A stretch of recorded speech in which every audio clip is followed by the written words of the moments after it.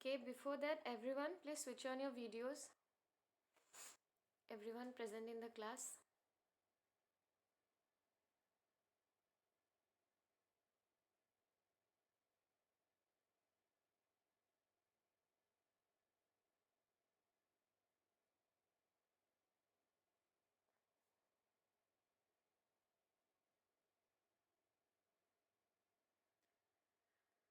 Okay, so we'll start with segmental breathing. Okay, so whatever you had doubts on, like segmental breathing, merits and demerits of breathing exercise, atherosclerosis, and thrombosis. Okay, so we'll clear one by one. So let's talk about segmental breathing at first. So what is segmental breathing is when you want to focus on a particular segment of the lung. Okay, for example, your diaphragmatic breathing, the pursed lip, glossopharyngeal breathing, all this works on your respiratory system as a whole.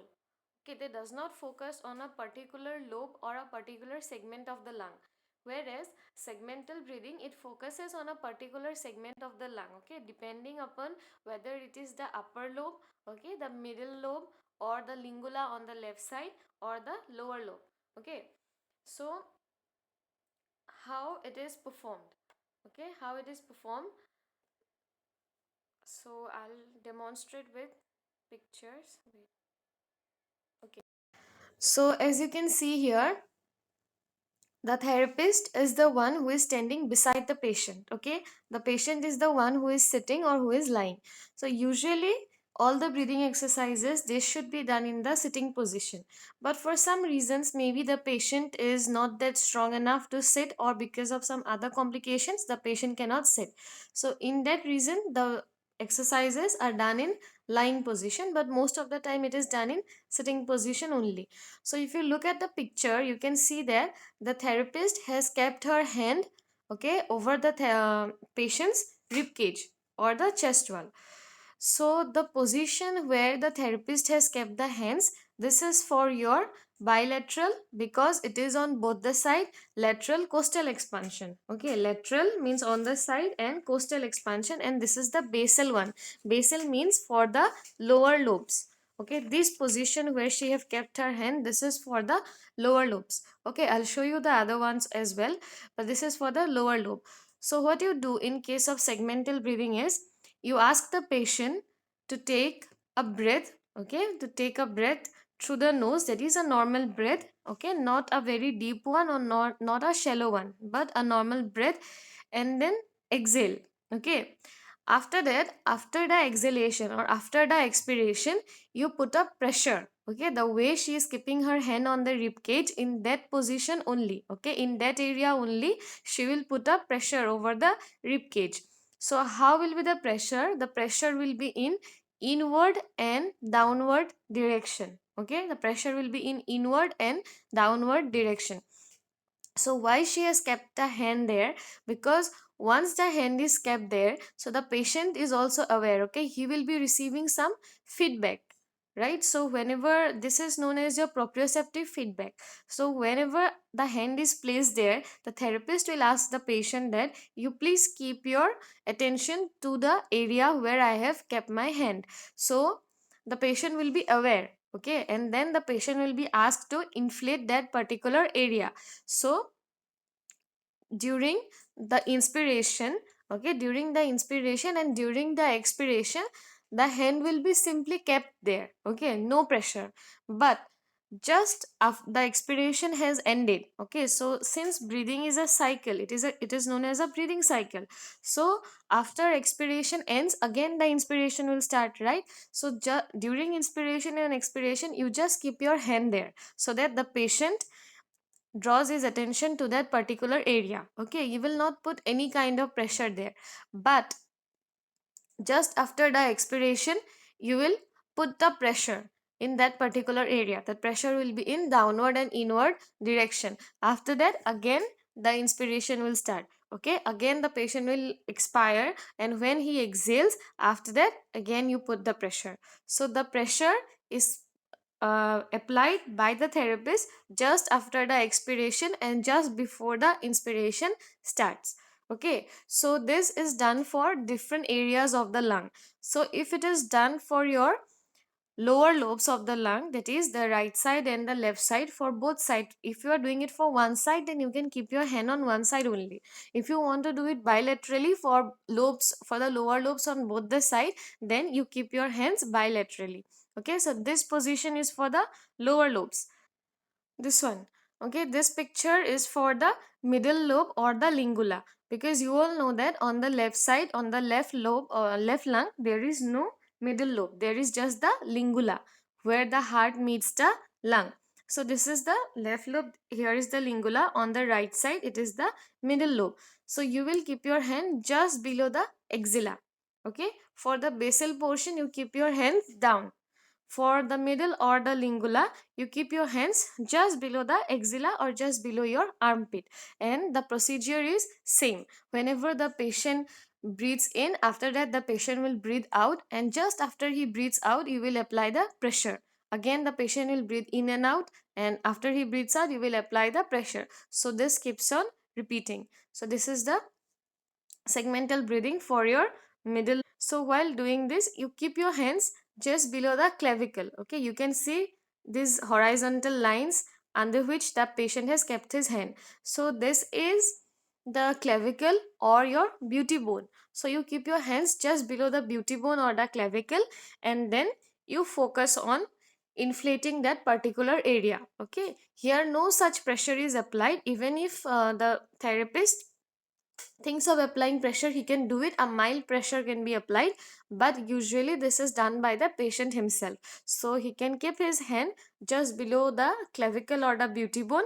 This is, in this picture the patient is doing for only one side, you can do it for both the side. In that way you will have to cross your hands. Okay, and then keep your hands on just below your clavicle, and then you have to breathe in and out, and you will have to focus on the upper lobes, that is on the area where is your upper lobe located. So you cannot say the patient that focus on your upper lobe of the lung, right? So you have to, because he will not know where is his upper lobe, because he doesn't know the anatomical landmarks. So you can ask the patient to keep the hands in such position so that it is just below the clavicle, and then ask the patient to inflate that particular area. So in that way his upper lobe will be inflated. Okay, so these are the different ways. You can also do it for the posterior. This one, this is for the posterior basal expansion. So similar thing, just the hand placement is different, as you can see. Okay, in the other picture that I have shown you, the hand was a bit, it was placed a bit anteriorly. Here the hand is placed posteriorly. Apart from it, the technique is same. Once you breathe in, then you breathe out. After you breathe out, the pressure is applied by the therapist in downward and inward like manner. After that, again the breathing cycle continues. Okay, so segmental breathing, the technique is same. That is, just after one breathes out, after that you apply the pressure in downward and inward direction. After that the patient will breathe in. So when is the pressure applied? Just after the exhalation and just before inhalation, and depending on which segment needs to be focused, you place your hand in that way. If for the upper lobes, you place your hand just below the clavicle. If for the middle lobe or the lingula, you place your hand on the armpit. Okay, on the armpit or on the axilla, just below the axilla. If it is for the basal portion, that is the lower lobes, you keep your hands, if for the anteriorly, you keep your hands a bit anteriorly at the lowermost portion of your rib cage. And if you want to focus on the posterior part, you place your hand at the posterior aspect of the rib cage or the thoracic wall. Okay, so this is how you do the segmental breathing. Now again, there is another technique how you can perform it. No, means that is the way in how you can. There, the therapist was applying the pressure with his or her own hands. But then the patient may not be able to recreate the same force or the same pressure.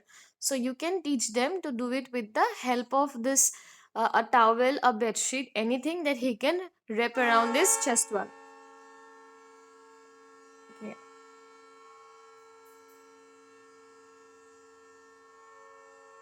So once he wraps this towel or the bed sheet around his chest wall, he will keep it like that only. He will not make it tight, but just after exhalation he will make the bedsheet tight by pulling it from both the ends.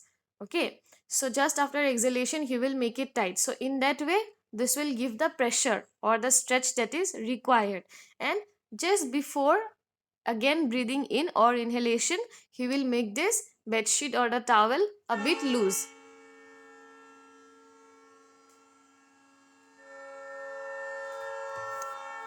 Okay, clear?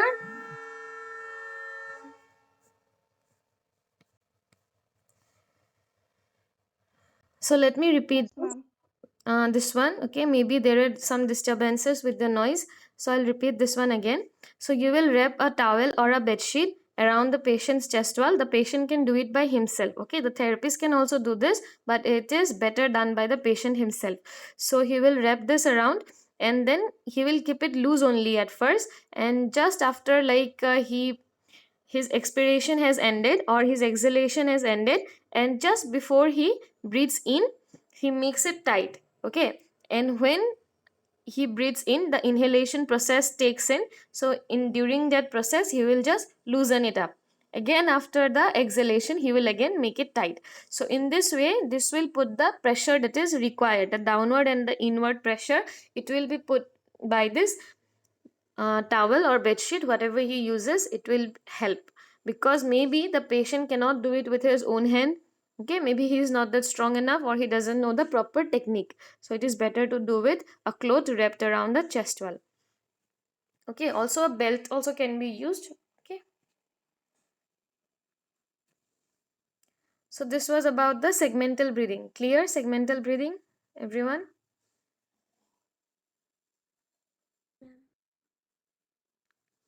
Yes, ma'am. Okay, so now yesterday again there was a doubt about the merits and demerits of breathing exercise. Okay, so regarding that, the thing is you need to know about like what the exercises are, how the exercises are helpful. Okay, so if I say about glossopharyngeal breathing, how does it help? It helps in condition where you cannot inhale, okay, where you cannot take in air, right? So now if you, so in case of your restrictive lung diseases where there is problem with inhalation, you can use the glossopharyngeal breathing. Now in case of your obstructive lung diseases where you have problem with your exhalation, okay, because you have problem with your exhalation, so what happens is that more amount of air is trapped in your lungs and airways. Now if you perform glossopharyngeal breathing in such conditions, okay, where air is already trapped in the lung and the person is not able to exhale out the air which is trapped, now if you perform the glossopharyngeal breathing in such conditions, what will happen is that already there is air trapping, now you are taking in more amount of air with the help of glossopharyngeal breathing, so this will ultimately lead to increase of air trapping, so this can lead to a demerit. Okay, but in the same thing where glossopharyngeal breathing is helping in inspiration, this thing can be a merit in case of your restrictive lung disease.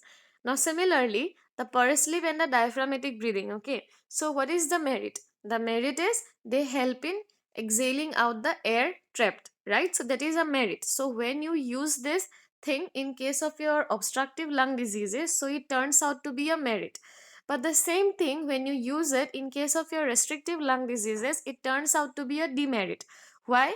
Because in case of your restrictive lung disease there is already problem with your inhalation. Okay, so already your lungs are not able to expand more, there is less amount of air in your lung. Now if you perform diaphragmatic and pursed breathing, so the small amount of air that was present in your lung, so that will also go out. Ultimately it will lead to the collapse of the lung, which you call as atelectasis. Okay, atelectasis, atelectasis,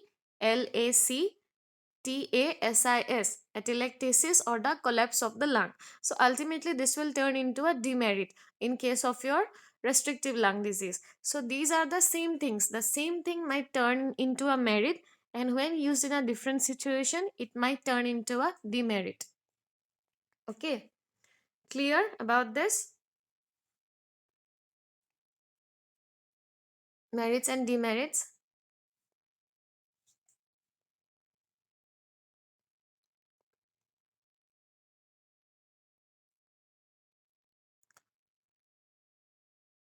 Yes. Okay. So again, there might be some now merits, how they help. Okay, how they help. Like everywhere, I have written how this technique helps you. Okay, what are the advantages? Like they decrease the panic episode, improve chest mobility, right? Prevent accumulation. And then how it helps in your lung expansion. So all these are the merits, and their particular function that they help in exhalation or they help in inhalation, these are also the merits. But then this function only can turn out to be a demerit in a different situation. Apart from it, sometimes what are the other demerits you can say is these exercises you can only perform in the conscious individual, right? A person who is unconscious, you cannot use them in such person.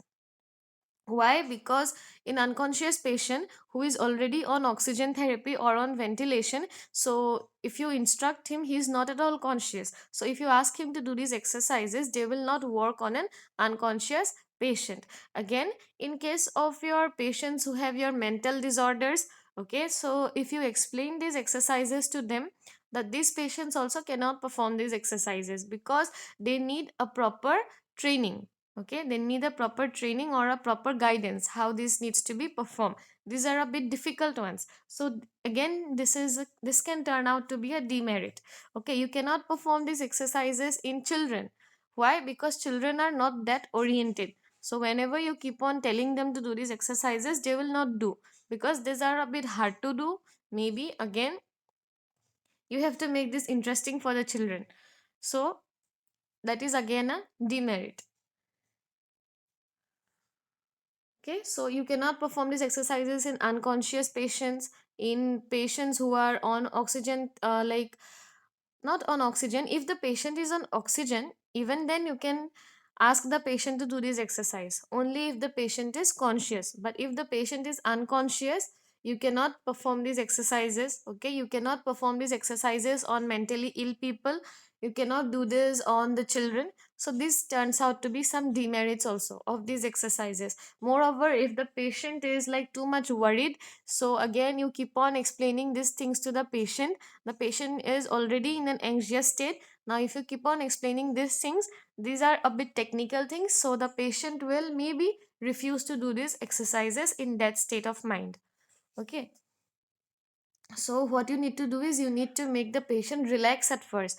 After that, you start with the exercises. So directly if you start with the exercises, maybe the patients will not do, because whenever we have a simple fever or something, we are irritated, right? So a patient who is hospitalized, so of course he will have so many thoughts in his mind. So directly if you go and start doing the exercises, so these will not help. So this is another demerit. You can make the patient relax. Okay, just after making the patient relax and explaining the procedure how it is done, you can carry on with the exercises. So these are some merits and demerits. Clear, everyone?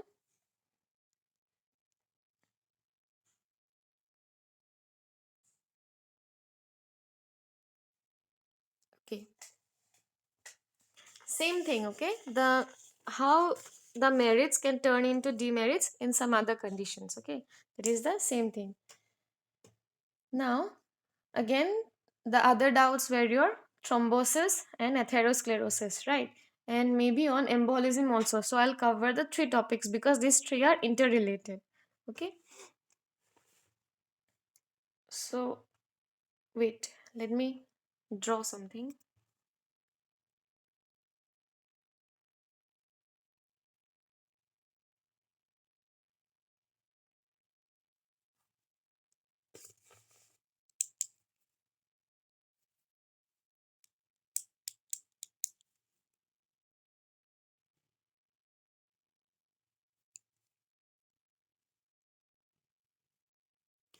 Okay, can you see?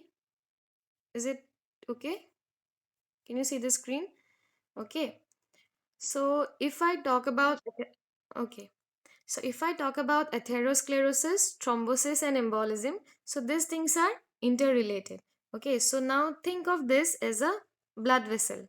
Okay, so and various other vessels are also connected to it. A blood vessel, it is connected to other vessels. So this might be your artery, this might be a vein. Okay, so anything. This is just a blood vessel. Okay, not necessarily it is an artery, it can be a vein also, it can be an artery also. So this is a blood vessel.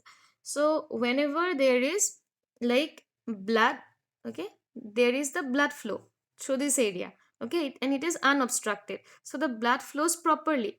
Okay, so like after a point of time, okay, maybe because of aging, maybe because of several reasons, maybe because of the sedentary lifestyle, maybe because of the diet, okay, there are several reasons, we'll discuss that.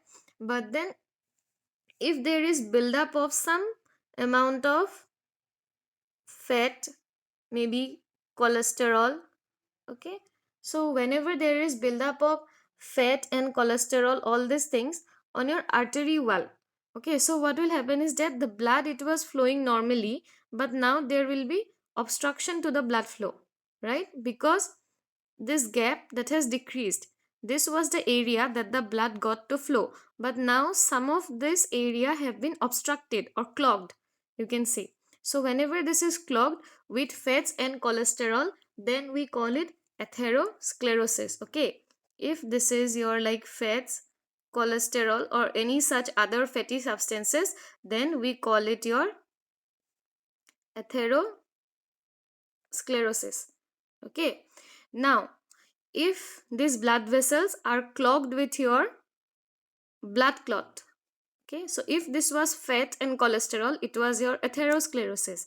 Now if these blood vessels are clogged with blood, okay, these are your suppose blood clots, so in this we call it as thrombosis.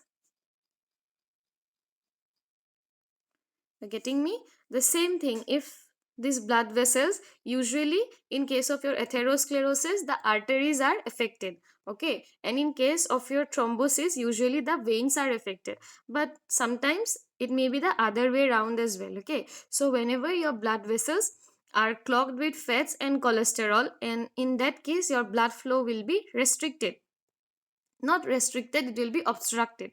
If I say restricted, it will completely stop, so it will just be obstructed at one point. Maybe after some point of time, when the deposition will be more and more, and then what might happen is that maybe it will be restricted as well. Okay, when the blood cannot flow at all, in that case you will need surgery in the severe cases. So whenever this obstruction is by your fats and cholesterol, we call it atherosclerosis. Whenever this obstruction is because of blood clots, we call it thrombosis. Now what is emboli? Suppose this is a blood clot, okay, a part from it has broken, okay, maybe this is a blood clot, this was a blood clot, a part from it has broken. Now this part can flow to any region, okay. Now if this part is going here and it is obstructing the blood flow here, its original place was here, right? So it got detached from it, it got dislodged. After getting dislodged from the thrombus, it came here, so this you call as emboli or embolism.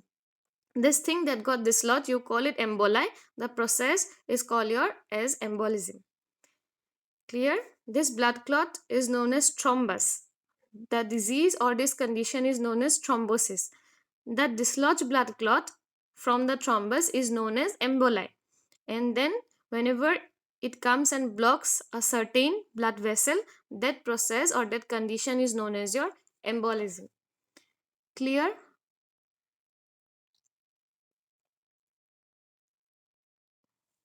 Yes, ma'am.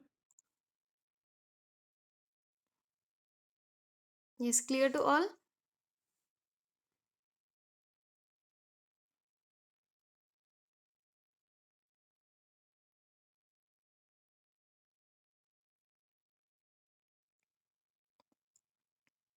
Yes, okay. So these are this thrombosis only ultimately leads to your embolism. Okay, because when this blood clot forms, only then a blood clot from it can detach and then go to the other part. So thrombosis in the later stages, it turns to embolism.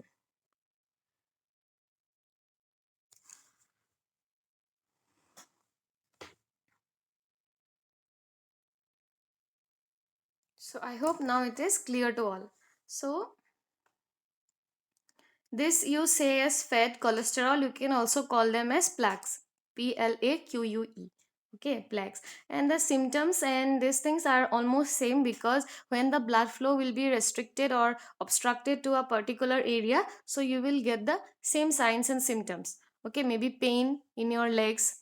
Again, if it is present like near your brain, so it will affect the brain function. If it is present near your kidney, so it will lead maybe to kidney failure, because the kidney is not able to receive the amount of blood needed.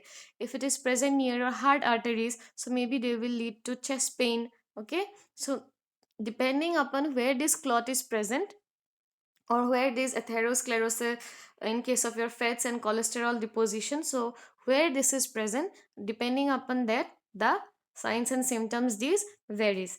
Usually high blood pressure, high cholesterol, smoking, then obesity, inflammation, all these leads to conditions as such. Okay, so risk factors are your diabetes, high blood pressure, sleep apnea, lack of exercise, unhealthy diet. So these are some of the risk factor. So how can you prevent it? You quit smoking, okay, quit alcohol, eat healthy foods, exercise regularly, maintain a healthy weight, okay, checking or monitoring the blood pressure and the blood glucose level. So all these things will help. And you need to maintain a physical activity every day for at least about like 30 minutes. And apart from it, some medications are also there. So what is the purpose of this medication? The clot that I have shown you, maybe the blood clot or maybe the fat and the cholesterol, so they will help in dissolving it. Okay, so once this gets dissolved, so the clog will no more be present and the blood can flow easily. Sometimes you use the blood thinners. So what happens in case of blood thinner? Now I have shown you this picture. Okay, so if we consider the think about a tube. Okay, so if the tube is a bit narrow and you pour water into it, again you pour some soup into it, so which one can flow easily, the soup or the water? A thin tube, you have poured some water in it, you have also poured some soup in it, so which one, for which one will it be easier to pass through, the water or the soup? Water. Yes, others?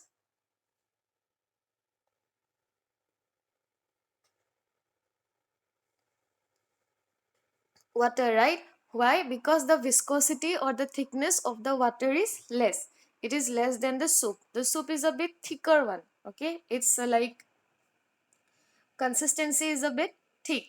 So similarly, our blood, so when you use the blood thinner, for example your heparin, so these are some medications that will make the blood thin. Okay, so now that's why I gave you the example of soup and water. For example, if your blood was like soup, it will, this blood thinners will turn your blood into something like water, so it will be easier to flow through the obstructed vessels. You're getting me? The vessels, or the think of the blood vessels as some tube, they were already clogged or obstructed. So, and if you pass something thick through it, so it will be difficult for it to pass. Now if you make it thin or thinner with the help of medication such as heparin, so it will be easier for the blood to flow through, even through the obstructed pathways, right? So we use the blood thinners, or sometimes we use some medications that will dissolve this clog itself. Okay, they will dissolve the clogs, maybe the fat, cholesterol, or the blood clot. So these are what you do. In case of surgery, maybe you create a bypass, or sometime you do the balloon angioplasty. That is the most common one, where you insert a stent where the balloon is deflated at first, and when the balloon inflates, it also dilates the artery or the blood vessel. So these are, or sometimes you also cut off the area where this clog is present and then you create a bypass surgery. The bypass surgery is usually done in case of your coronary artery diseases. Okay, so how the bypass surgery helps? Wait.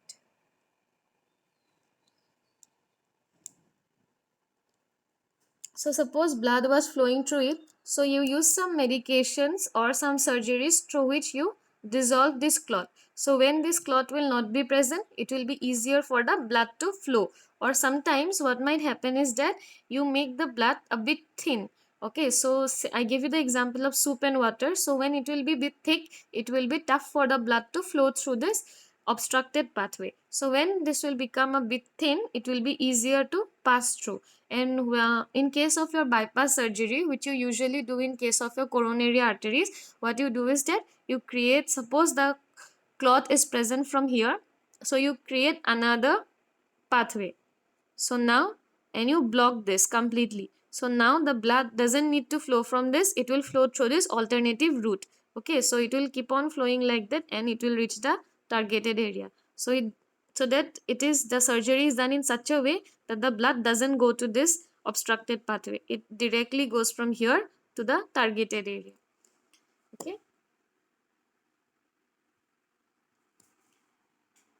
Usually this kind of diseases are like treated with your lifestyle and home remedies only. So lifestyle is what I told you about: quitting smoking, okay, losing, maintaining a healthy weight, okay, you have to lose the extra pounds that you have, eat healthy food, okay, manage stress, and reduce the high cholesterol and the high fatty intake. So this is all about the treatment and causes, symptoms that I have discussed before. But then the thing is, you need to understand the differences. Okay. Now clear for all: atherosclerosis, thrombosis, embolism.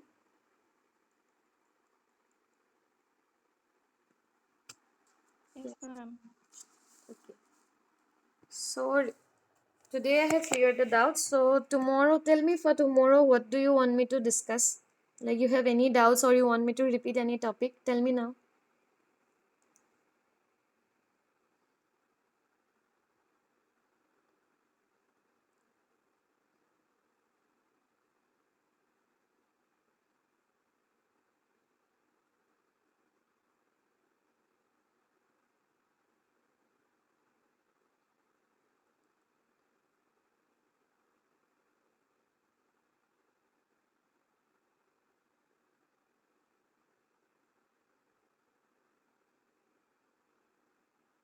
Yes, any one of you can say.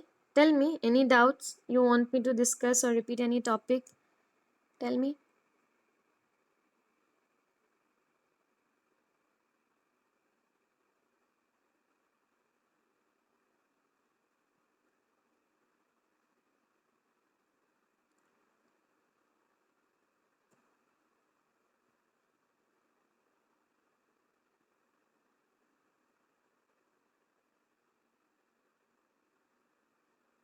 A cyanotic disease. Okay.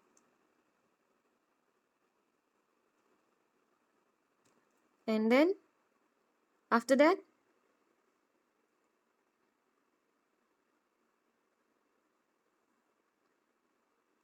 yes, tell me. You will have doubts for sure. You don't be afraid. I'll explain only. Say.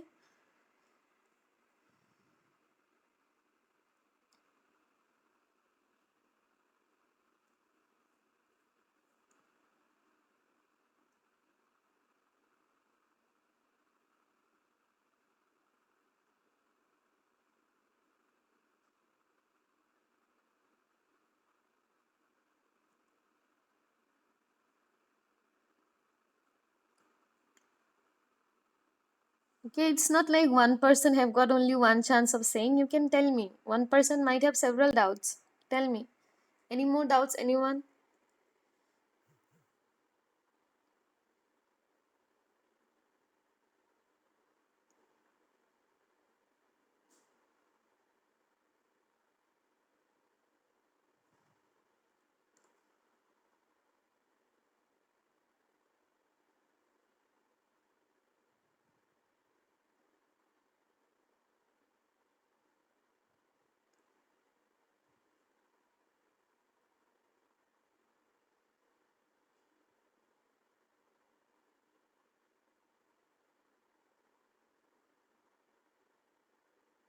No more doubts?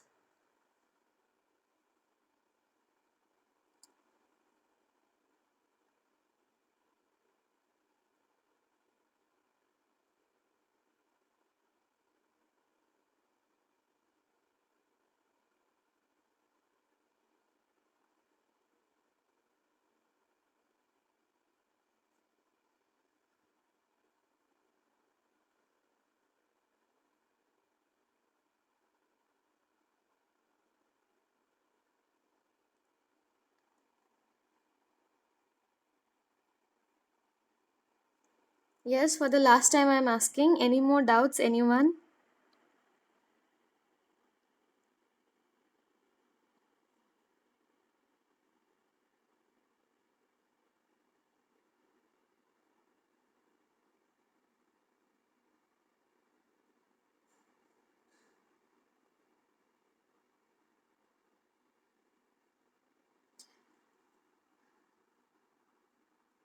Okay, then let's discuss cyanotic heart diseases tomorrow. If you have any more doubts, you let me know. We can discuss it in the next class. Then, okay. So you find out while you read, only then you will have doubts. So go back and everyone read whatever doubts you have, small or big, you just ask me. Okay. So we'll wind up now. CR, you send me the attendance. Okay. Okay, ma'am.